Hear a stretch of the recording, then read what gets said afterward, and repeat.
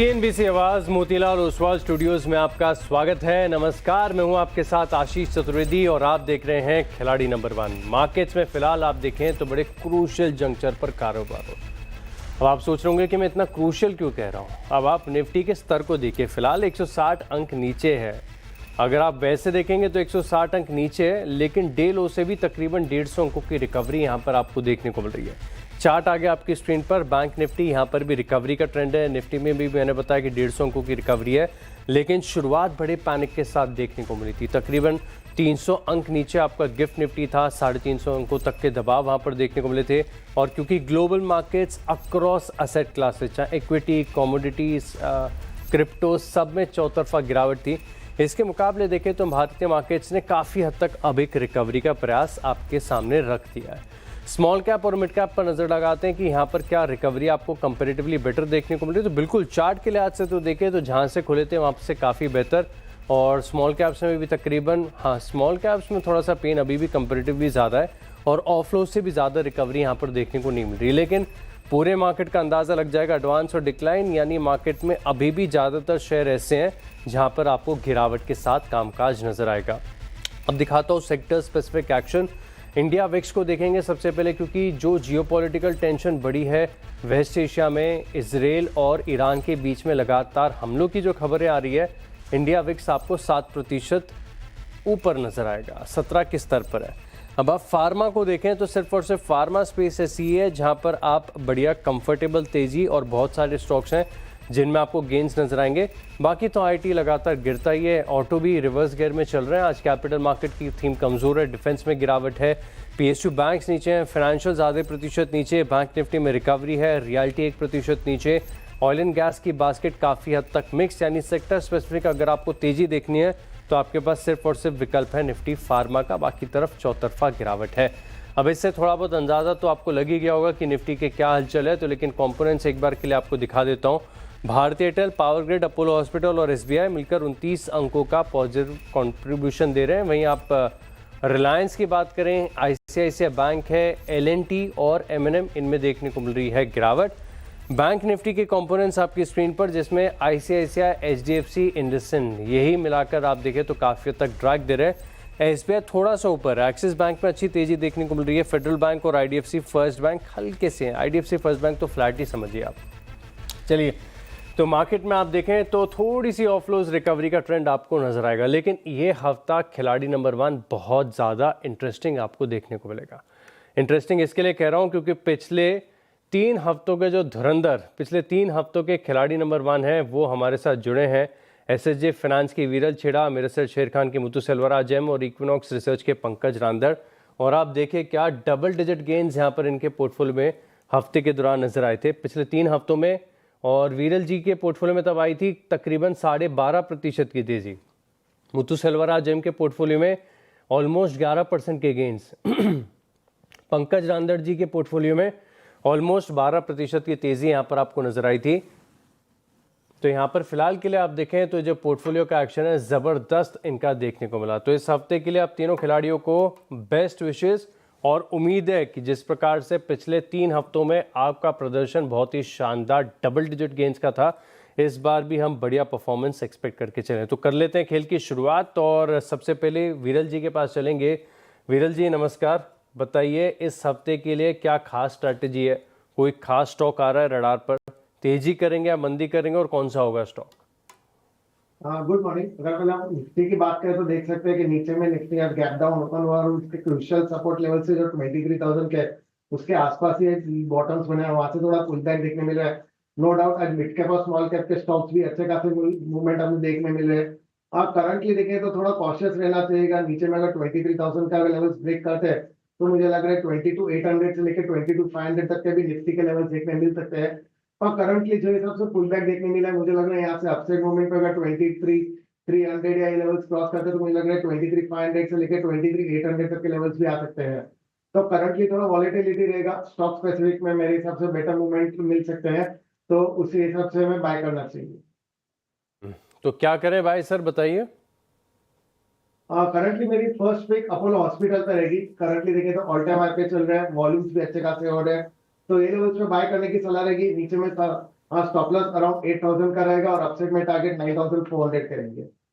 9,400 तक के टारगेट्स यहाँ पर देखने को मिल सकते हैं। एक्सेप्शनल स्ट्रेंथ और बहुत बढ़िया शानदार चार्ट है। ये स्टॉक कैसा है जिसमें थोड़े दिन पहले गिरावट भी आई थी, लेकिन बड़ी तेजी के साथ ऑफलोस की रिकवरी भी स्टॉक ने दिखा दी। फोकस रखेगा तो हेल्थ केयर और फार्मा स्पेस पर ही नजरें बनी हुई है। अब चलते हैं मुत्तू सेल्वराज जी के पास। 11% की तेजी भी, बहुत बढ़िया परफॉर्मेंस आपकी देखने को मिली थी। अब इस हफ्ते क्या प्लान है सर? पहला स्टॉक कौन सा होगा? गुड मॉर्निंग आशीष, गुड मॉर्निंग ऑल पैनलिस्ट। मेरा पहला स्टॉक होगा ग्लैंड फार्मा, क्योंकि आज ऑल सेक्टर्स डाउन में, लेकिन फार्मा सेक्टर्स थोड़ा पुल बैक रैली देखने नजर आ रहा है, तो मैं चूज किया उसमें से ग्लैंड फार्मा 2295 चल रहा है, higher top higher bottom formation में चल रहा है, और ये 20 डेज एक्सपोनेंशियल मूविंग एवरेज के ऊपर भी चल रहा है। तो मेरा अपसाइड टारगेट रहेगा 2550 का, स्टॉप लॉस रहेगा 2150 का। तो 50 रुपए का ग्लैंड फार्मा में आपके पास स्टॉप लॉस और 2550 तक के टारगेट्स यहाँ पर एक हफ्ते के लिए आज से स्टॉक पर रखिएगा। फोकस स्ट्रेंथ है और फार्मा में स्ट्रेंथ है। कंफर्ट भी यहीं पर खरीदारी करने के लिए आ रहा है, तो दूसरी पिक भी आप देखिए तो इसी स्पेस से निकल कर आई है। पंकज जी के पास चलते हैं। 13% के गेंस पिछले हफ्ते देखने को मिले थे। काबिले तारीफ परफॉर्मेंस। पहला स्टॉक कौन सा sir? Good morning Ashish ji, good morning to all the viewers and co panelist. Ashish ji, market का स्ट्रक्चर तो थोड़ा निगेटिव लगता है, लेकिन स्टॉक स्पेसिफिक एक्शन जरूर देखने मिल सकता है।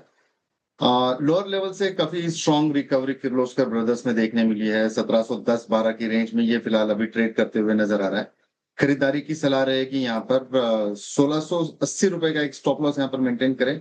ऊपरी लेवल पर मुझे लगता है 1780 रुपए तक के टारगेट यहाँ पर देखने मिल सकते हैं। 1780 तक के टारगेट्स आपको किर्लोस्कर ब्रदर्स में देखने को मिल सकते हैं। रखिएगा यहाँ पर फोकस। और क्योंकि हफ्ते की शुरुआत हो रही है, तो ऐसे में पहले हफ्ते के दिन हम बात करते हैं 3 स्टॉक्स की। तो पंकज जी, दूसरा आइडिया आप पहले बताइए, कौन सा होगा? इंजीनियर्स इंडिया के ऊपर मेरी नजरें हैं।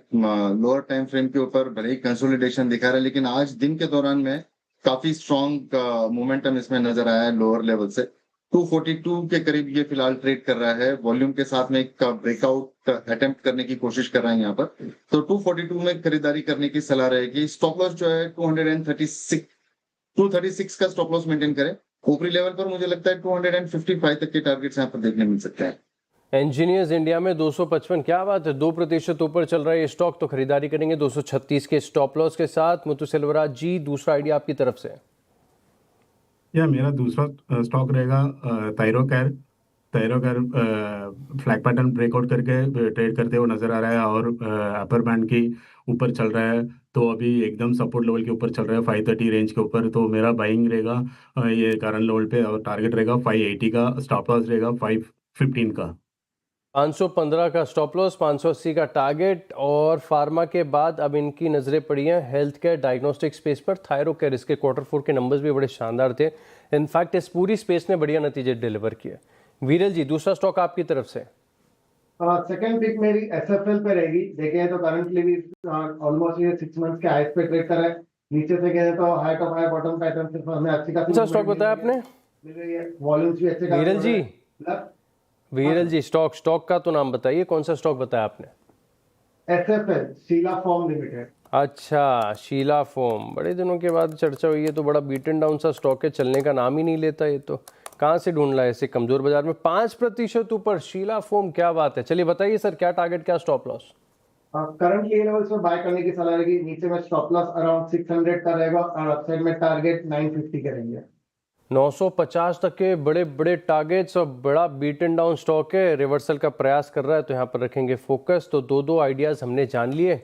अब एक काम करते हैं, ब्रेक के लिए रुकना है, ब्रेक के लिए रुक लेते हैं, लेकिन ब्रेक के बाद हम बात करेंगे साइन पोस्ट इंडिया के मैनेजमेंट से, और कंपनी के क्या है ग्रोथ के आउटलुक और क्या है नज़रिया आगे जाकर।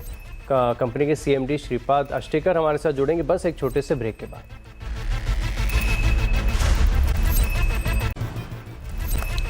चलिए, ब्रेक के बाद आपका स्वागत है और अब देखते हैं तीनों खिलाड़ियों का रिपोर्ट कार्ड परफॉर्मेंस आपकी स्क्रीन पर। वीरल जी के पोर्टफोलियो में 3 ideas, Apollo Hospital, Sheela Foam और एस्टर DM, सब में परफॉर्मेंस के लिहाज से थोड़ा सा मिक्स्ड एक्शन है। वहीं आप देखें मुत्तू सेल्वराज जेम के पोर्टफोलियो को, तो तीनों स्टॉक हरे निशान में, लेकिन किसी में भी बड़ा मूव फिलहाल के लिए नजर नहीं आ रहा है। पंकज जी के पोर्टफोलियो को देखा जाए तो 3 स्टॉक्स में ठीक ठाक तेजी यहाँ पर तीनों स्टॉक्स में अभी के लिहाज से देखने को मिल रही है। फाइनल रिपोर्ट कार्ड अभी तक की परफॉर्मेंस कह रही है कि हमारे जो मार्केट एक्सपर्ट्स हैं, पंकज जी 1% के गेंस, वीरल जी का पोर्टफोलियो 1% नीचे, वहीं मुथु सेल्वा राजम बिल्कुल फ्लैट लेकिन 0.3% के पॉजिटिव रिटर्न्स देखने को मिल रहे हैं। इस हफ्ते के लिए बेस्ट विशेस और इस शो में इतना ही। आप बने रहेंगे CNBC आवाज़ के साथ। नमस्कार।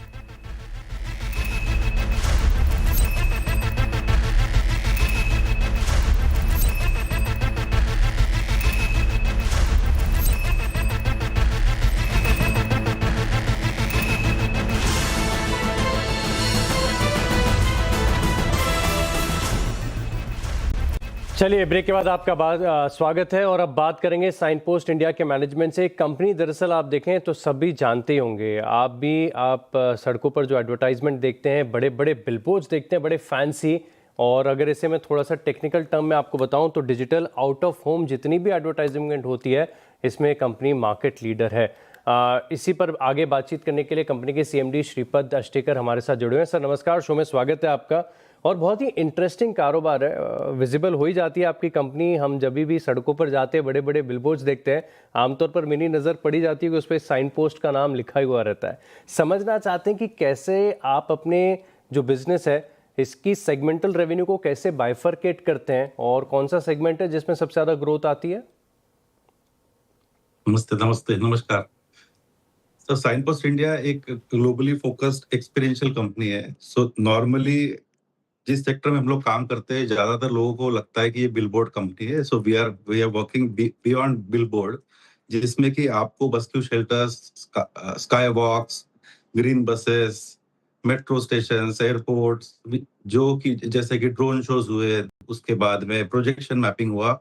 सो ये काफी सारे सेगमेंट्स है जो कि नए उभरकर टेक्नोलॉजी के कारण और हाई स्पीड इंटरनेट के कारण ये ऐड हो पाए हैं, और जिसमें कि मेजरमेंट पॉसिबल है। और ज्यादातर ये सेगमेंट ड्रिवन है लॉन्ग टर्म कमिटमेंट के लिए from the public authority also and from the company also, जो इसमें इन्वेस्ट करती है।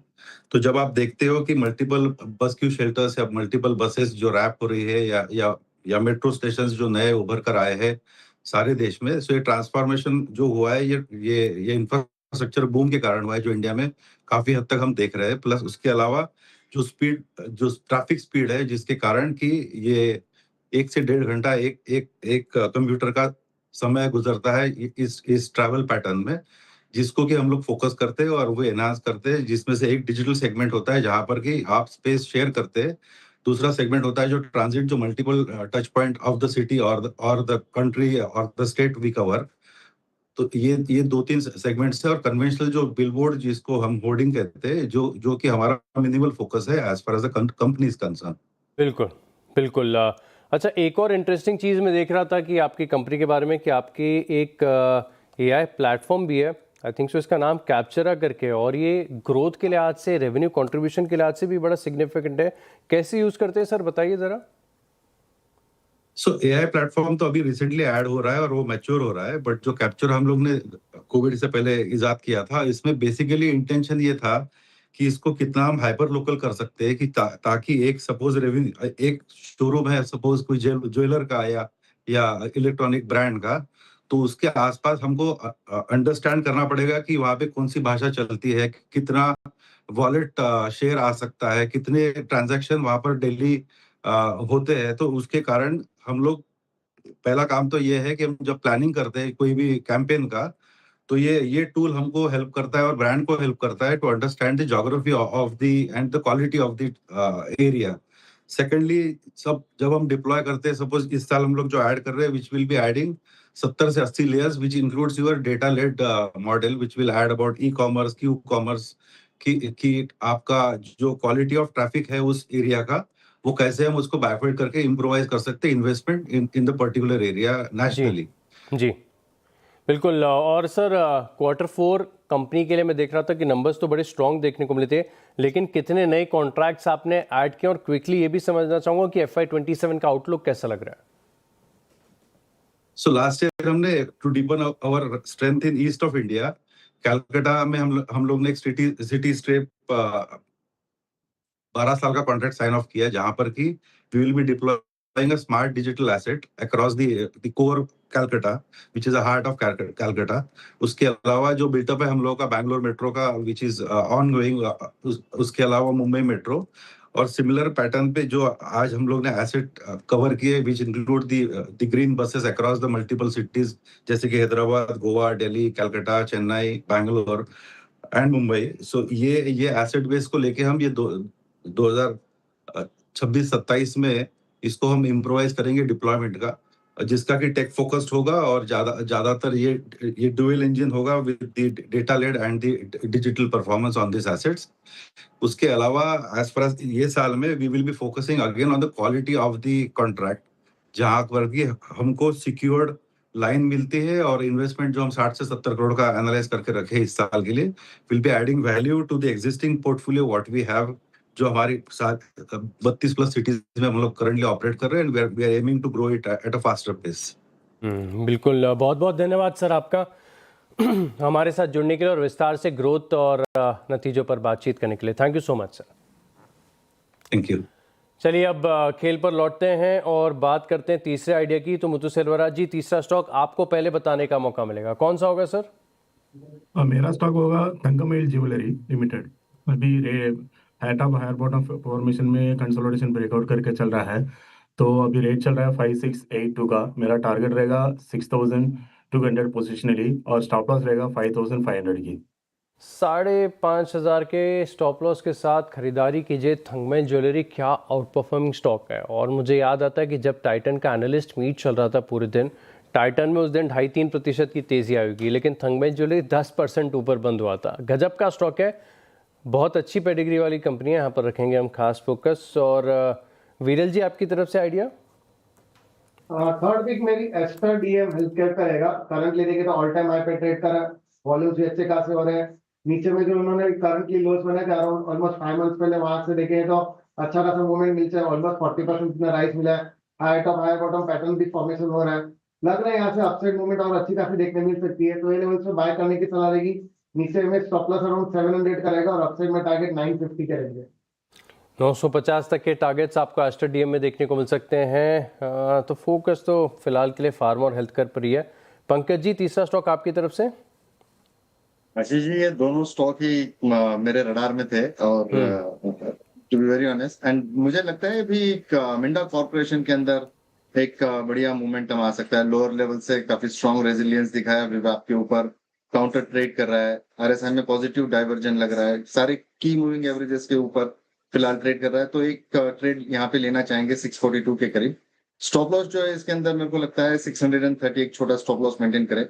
ऊपरी लेवल पर 685 तक के टारगेट्स यहाँ पर विटनेस हो सकता है।